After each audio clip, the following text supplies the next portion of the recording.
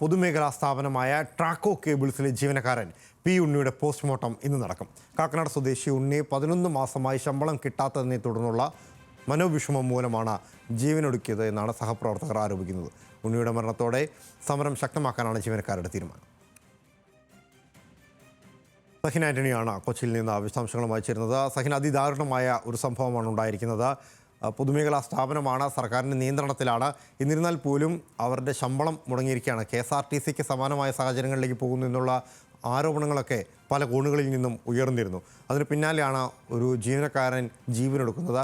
സഹപ്രവർത്തകർ ശക്തമായ സമരപരിപാടികളാണോ ഇനി മുന്നോട്ട് കൊണ്ടുപോകാൻ തീരുമാനിച്ചിരിക്കുന്നത്?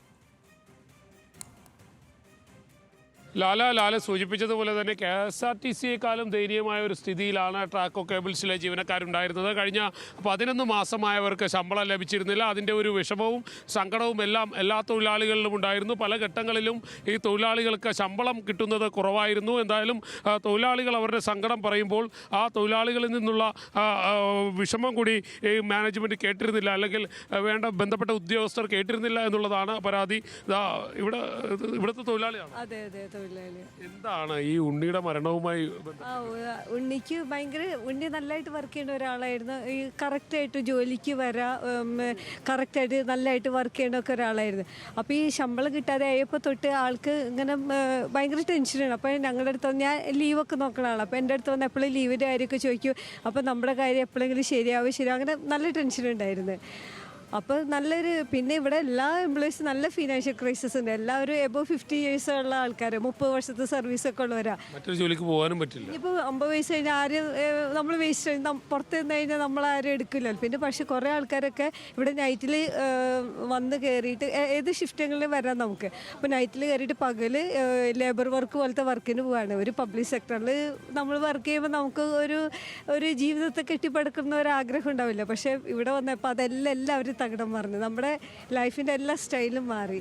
പിന്നെ ഹസ്ബൻഡ് സപ്പോർട്ട് മോനൊക്കെ ഉള്ളതുകൊണ്ട്, അല്ലാത്തവർക്ക് ഒറ്റയ്ക്ക് ഇത് നമ്മുടെ സ്കെയിലൊക്കെ വളരെ ചെറിയ സ്കെയിലാണ്. ഇപ്പം ഈ കഴിഞ്ഞ ലോങ് ടൈം എഗ്രിമെൻറ്റിലാണ് നമ്മുടെ സാലറി കുറച്ചെങ്കിലും നമുക്ക് ജീവിക്കാനുള്ള ഇതായി. അതുവരെ നമുക്ക് ജീവിക്കാൻ തന്നെ നമുക്കങ്ങ് ജീവിക്കാൻ പറ്റുള്ളായിരുന്നു. അപ്പോൾ മനസ്സിലാക്കാൻ കഴിയുന്നത് എന്തായാലും തൊഴിലാളികൾ എല്ലാവരും വലിയ വിഷമത്തിലാണ്. എന്താണ് ഈ ഉണ്ണി എന്ന് പറയുന്ന ഒരാളുടെ ആത്മഹത്യയുമായി ബന്ധപ്പെട്ടുകൊണ്ട് കേൾക്കുന്നതൊക്കെ സത്യമാണോ? ഉണ്ണി എന്ന് പറഞ്ഞ വ്യക്തി കമ്പനിയെ സംബന്ധിച്ച് വളരെ നല്ല രീതിയിൽ വർക്ക് ചെയ്തുകൊണ്ടിരുന്ന ഒരാളെ പറ്റി ഒരു മോശം അഭിപ്രായമുള്ള ഒരാളല്ല. അദ്ദേഹത്തിന് ഇപ്പോൾ ആത്മഹത്യ ചെയ്യാൻ വേറെ ഒരു കാരണവും ഞങ്ങൾ കാണുന്നില്ല, കുടുംബവും കാണുന്നില്ല എന്നാണ് മനസ്സിലാകുന്നത്. ഇപ്പോൾ 11 മാസമായിട്ട് ഇപ്പോൾ ഞങ്ങൾക്ക് ശമ്പളം മുടങ്ങിയിരിക്കുക. ഇപ്പോൾ ഒരു സാധാരണ ആൾ ഒരു ദിവസം ജീവിച്ചു പോകുന്നതിന് വരുന്ന ചിലവ് നമുക്ക് എല്ലാവർക്കും അറിയാവുന്ന. ഇങ്ങോട്ട് വരുന്നതിനുള്ള ബസ് ചാർജ് ഉൾപ്പെടെ, ഇവിടെ ഇപ്പോൾ ക്യാൻറ്റീനില്ല, ക്യാൻറ്റീനിൻ്റെ ഫുഡ് ഉൾപ്പെടെ അങ്ങനെ വരുമ്പോൾ നല്ലൊരു പൈസ ഒരു ദിവസത്തേക്ക് വേണ്ടി വരും. അപ്പോൾ 11 മാസമായിട്ട് ശമ്പളം കിട്ടാത്ത ഒരാളുടെ ഒരു അവസ്ഥ, ഒരു സാധാരണ ജീവനക്കാരൻ്റെ ഒരു അവസ്ഥ നമുക്ക് ഊഹിക്കാവുന്നതല്ലേ ഉള്ളൂ. ഇപ്പോൾ 11 മാസമായി ശമ്പളം കിട്ടിയില്ലെന്നൊക്കെ സർക്കാർ പുതിയ വ്യവസായങ്ങൾ വരുന്നു, വലിയ നേട്ടങ്ങൾ ഉണ്ടാക്കുന്നു എന്നൊക്കെ പറയുന്നു.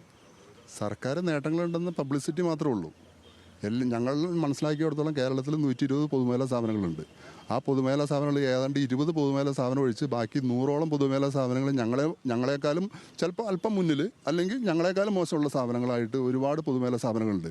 സർക്കാർ, പ്രത്യേകിച്ച് വ്യവസായ വകുപ്പ് മന്ത്രി, ഈ പൊതുമേഖലാ സ്ഥാപനങ്ങളിൽ ഒരു വിധത്തിലും മുന്നോട്ട് കൊണ്ടുപോകുന്ന സമീപനമല്ല സ്വീകരിക്കുന്നതാണ് ഞങ്ങൾക്ക് മനസ്സിലാക്കാൻ സാധിച്ചേക്കുന്നത്. എന്താണ് ഈ 11 മാസമായിട്ട് നിങ്ങളുടെ ശമ്പളം തുടർച്ചയായി തരാതിരിക്കുകയാണോ, അല്ലെങ്കിൽ ഘട്ടം ഘട്ടമായി പിടിച്ചു വയ്ക്കുകയോ? ഞങ്ങൾക്ക് ആദ്യം തുടങ്ങിയതെന്ന് വെച്ചിട്ടുണ്ടെങ്കിൽ ഒരു മാസത്തെ സാലറി മുടങ്ങി കഴിഞ്ഞപ്പോൾ ഞങ്ങൾ പ്രതിഷേധം, ഞങ്ങളുടെ ട്രേഡ് യൂണിയനുകൾ, ഇവിടുത്തെ തൊഴിലാളികൾ. വ്യവസായ മന്ത്രിയുടെ ജില്ലയിൽ തന്നെയാണ് ഇത്തരം ദാരുണമായ സംഭവം നടക്കുന്നത് എന്നുള്ളതാണ് മറ്റൊരു യാഥാർത്ഥ്യം.